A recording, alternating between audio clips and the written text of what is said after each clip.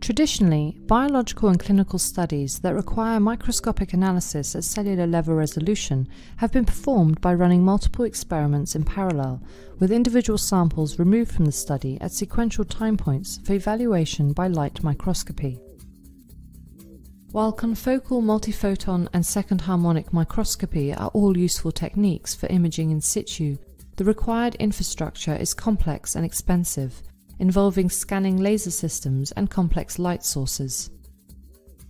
Here, we demonstrate how to build a high-resolution fiber-optic microendoscope system in a single day, using off-the-shelf components for under $5,000. The platform offers flexibility in terms of image resolution, field of view, and operating wavelength.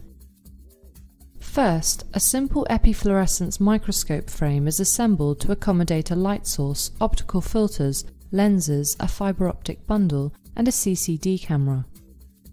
Next, the imaging lenses are installed, which form a magnified image of the fiber-optic bundle on the CCD camera. An LED source is then installed with illumination optics in order to provide fluorescence excitation light to the sample.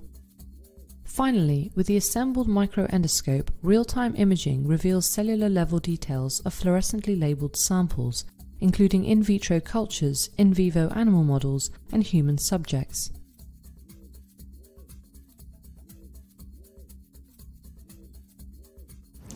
The main advantage of this technique compared to existing methods like confocal or multiphoton microscopy is that it's sufficiently simple and inexpensive so that researchers working in a diverse range of fields can quickly implement it and customize it to meet their specific needs.